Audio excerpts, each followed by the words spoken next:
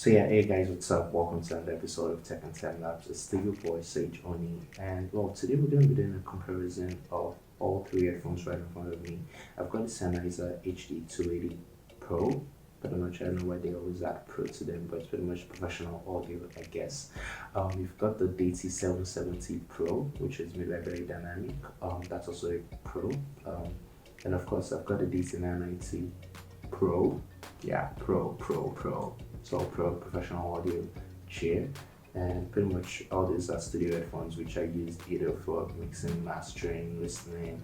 Some of them can be used for tracking, some of them cannot, and I'll go into those differences and description very soon. Now, if you want to actually see the unboxing of all three videos, I'm not going to be putting that right now. I've already done the unboxing. So, if you want to see the unboxing of the DT770 Pro, it's right there. You can actually see it's just in the pop-up link right there.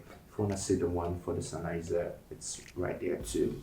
If you want to see that for the 990 Pro, it's right there too. So pretty much those are all three of them. And I'm also going to leave the links in the description below just for you guys to pretty much jump on those if you guys want to jump on it and see their reviews. So not just the unboxing, but their individual reviews too. And I think I also did the review for the DT990 and the DT770 just to give a comparison of both of them heads on. But if you watch this video, you actually get that same comparison, so you don't need to watch that video, just a disclaimer.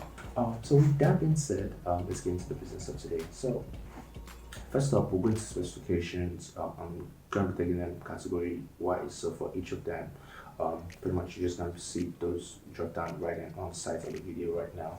And impedance, the 770 and the 990 pretty much have the impedance of 250 ohms.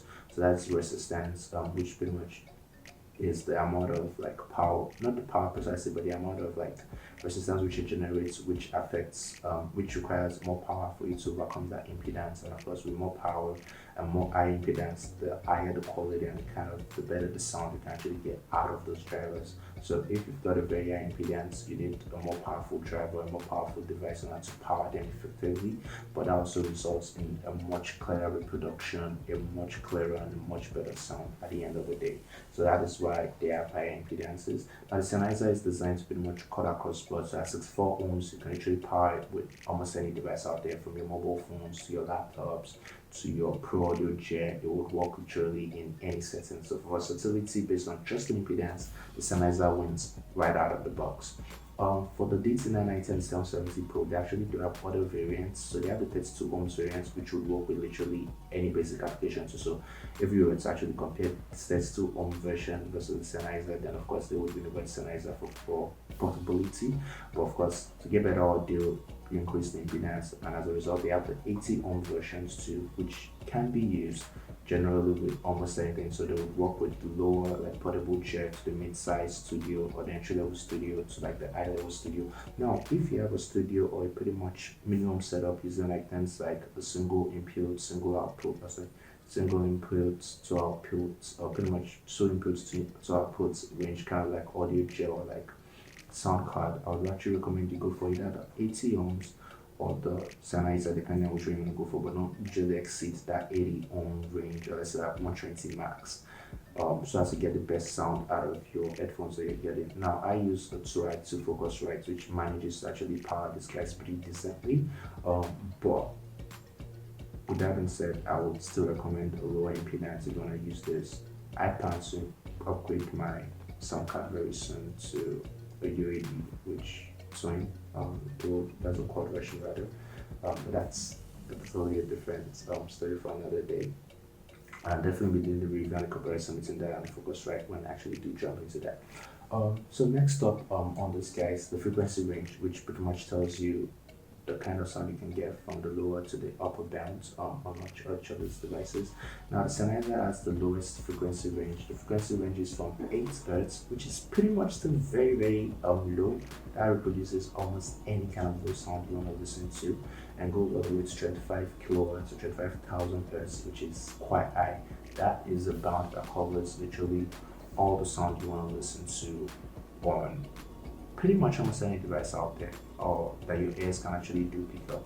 But the Very Dynamics as DT770 Pro and the DT990 Pro actually do supersede it, because they have 5 Hz, which is extremely super low, all the way to 10 35 kilohertz or 35,000 hertz, which is extremely high. So you can literally reproduce almost any kind of sound. Just think of it as a professional studio monitor on your ears. Like you can literally produce almost any kind of sound you can think of with these devices. So they win just in terms of frequency response if you're to go that route. Now the noise attenuation on this guy is rated at 32, while the other guys are rated at 18 decibels, which means they can actually isolate noise better than Sennheiser too. So just doing that as a comparison from the spec sheets, we would almost always also go for the Berry Dynamics, but we're just looking at spec sheets right now. Now all three of them surprisingly come with, not surprisingly, but once you get into projects, usually almost like this, they all come with a quad 3-meter cable. Now the Berry Dynamics come precisely with 3 meters cable, while the Sennheiser comes with a 3.3-meter cable, which is slightly longer, so you get about 10.8 feet out of that, while this one gives you precisely 9.8 feet. But that is long enough for you to use in almost any studio application. You can just plug it into the console, into the chair, into your sound card, and move decent amount of space around that device you plug it into. So this would work in almost any studio setting you want to put them into. So the cable is not a limitation. And the cord setup pretty much helps with cable management. So just actually love the cord setup. It goes, comes back, it goes, comes back. It's just that simple. It's just a straightforward kind of like system which works for sound management. Now the next part of this is of course the SPL, which is pretty much the loudness of those guys. And the Sennheisers would pretty much push you to 96 decibels, which is decent enough, while the Sennheiser says it can push all the way to 113 decibels, which is higher than the Berry Dynamics. So you actually get technically better quality out of the or loudness out of Sennheisers compared to the other ones, which we'll go into the testing and pretty much do that overview very soon.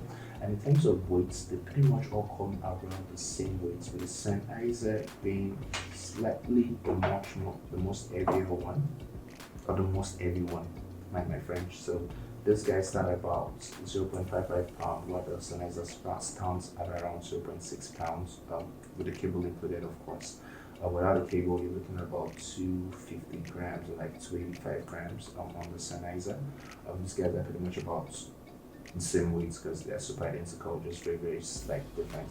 Now the pricing I will come into at the end of this review. What else did I miss? I think that's about all with the specification. It's just pretty much easy devices. Now I didn't mention the last which I think I already mentioned already. This is open back and these two are closed back. Now on the design specifically, I really do like Sennheiser for one thing, portability. I can fold this guy completely, which was the state in which it was if I picked it up, and pretty much have something I can snap into. Think of it literally anywhere. Like I can close this guy up, swivel the cups, like you could do literally anything you can think of. Like you could face it backwards. The flexibility is just mind blowing. Like if I want to use one, I could do this and flip it that way. If I want to rotate it this way, I could do that. Like it's just designed for flexibility. Like you could, I just love the design on this guy. You could just flip it around, turn it around, fold it. You could take this guy anywhere without having to bother or think of how to store it or whatnot. It's just easy. Now, the only thing I don't like about this guy is the Fox leather put on it. It feels like it can literally peel and start to tear right now. For the price range, I would say I wouldn't really complain, but it feels very shabby and low quality. But a few people I've seen use it actually said they were able to use it for a couple of years before getting any damage. With that being said, I do forecast or really expect this to damage, especially if you're using it in a humid environment, which your solution shouldn't be anyway, or you had to like take them out because they're like going out often or whatnot. These guys will damage pretty easily, but not the device itself, of course. I'm just talking about the paddings. You'll definitely have to replace those very soon. And we'll go into the sound tests afterwards. For the DT990, the design is solid. You can actually feel it's a solid device. The metal, the plastic, the foam, everything is just solid. Now it's not flexible. I can't really blend this. It's which is why the designers pretty much brought it with, which I actually did not show when I was unboxing the other ones. But they do come with out of the box this specially designed carrying bag so that you can take them around wherever you want to go and you can put your name on it. So just in case it gets lost, they could always get it back to you. So that was put in quite thoughtfully because they know you probably want to take them around and they're not designed to be that portable or flexible. But with that being said, I love the design. The cushions and the foams are so comfortable. You can literally have these guys on all day. Now, as someone who doesn't really like pressure from headphones that much because of the way my ears are, these guys are super comfortable. This is the most comfortable headphones I've actually tried probably all my life, to be very candid. And the open back design just makes it easy for sound to go in and come out, so I don't feel that unnecessary pressure you get from the closed back versions, which I'm going to get into now that I'm picking up this slide. With this one, it's a closed back, very similar design to the other guy, very modular, it's beautiful. This part of it is actually one of the most beautiful parts of it. It is actually plastic, it's just designed to look like leather, but it looks really pretty. So whoever designed this, I give them a kudos. It's a very great design. Now I can actually feel the pressure on this one and the slight echoes already because it's a closed back and I don't like it for that reason. But with that being said, it's a great design and yeah, we'll get into more of it very soon. So let's go into sound test. Which I can do all you guys have been waiting for. So I'm going to be testing and using one of my Sony Staxo V5. Just running that straight up. So let's do this.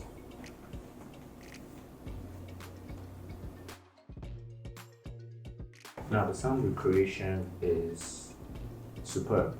It literally brings out all the light, all the kicks, all the cymbals, all the lows, all the voice, everything gets replicated. Almost identical to exactly how it was pretty much mixed on the studio monitors. So this gives you almost a true representation with an almost very flat line response. I feel the eyes push a little bit, but then I would expect that because of the close version, so you don't really get that pressure, you can still get the sound clearly and it's be pushed on the mids. But besides that, this guy is very great replication, great sound, and it's very comfortable too. So I could actually, so if I said it's pressurized slightly, I could actually have this on my ears for like, I could almost shoot for like 8 hours because once you start playing it, it just sits in perfectly. And the noise isolation by the way is also very high, so I actually didn't do this to play. And even though we can hear that clearly now, once I do this, the sound goes. So the noise isolation is impressive. It literally seals you out. So you can use this for tracking and for almost any basic application you want to use it for, which is why I prefer open backs in the studio. Also, which is why I prefer closed backs in the studio because of the versatility. You could use them anywhere, pretty much at any time. Let's go for Sennheisers next.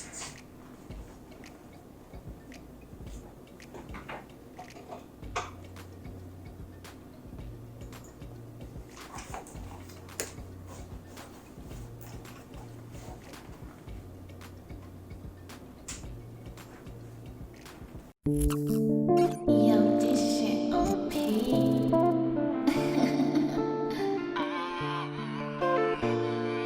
For so long, yeah. Don't like left sound. Out of break out. Aches. This summer. Yeah, I'm rolling on these buzzers and I'm smoking on these trenches and I'm thinking about my life and damn it hurts. Why'd you have to play me in? Why'd you have to go? Why'd you break my heart? I swear my girl it hurts. You could've left it just a Ella, but you pushed up, you switched up, you made my life an Ella, what the fuck? Now I'm thinking about the good times, the bad times, the fun times, my finger on the trigger, I should fuck. Today priority, tomorrow burn. Living life in circles, well I thought I was the man, but you play Cause what the fuck was I thinking when you came? For so long, yeah, for so long, for so long, for so long, babe, switch the time zone. Sage Mixtapes. So straight up, I would say I actually do like the sound of this one. They are actually colors. It's not fully flat. I feel the lows actually really pushed a little bit. But besides that, it still gives you an almost technical fat response, which if you listen to them well enough and actually start to use them to mix, you would actually adjust to them. So let me use the word adjust. You would adjust to them and be able to eventually use them to get like really true mixes. Once you pretty much get used to the fact that they push the lows a little bit. Aside that, it sounds great for real. Now it's not as comfortable as a very dynamic just track, which means after a couple of hours you can actually feel the pressure, and especially this parts of it are not so comfortable around this place. I could always adjust this because of its flexibility and pretty much get the most room out of it. But that still being said, it feels a little bit super cramped, and I really don't really like it that much. And I can hear a lot of at least static being reproduced from my sound card, which is the problem. My sound card very much coming into this more than it did on the very dynamic. So probably there's just a little bit of if you had a lot of resistance, then that makes sense. So yeah, that's it with this guy. Let's try the open back very dynamic from second. That's a DC 990.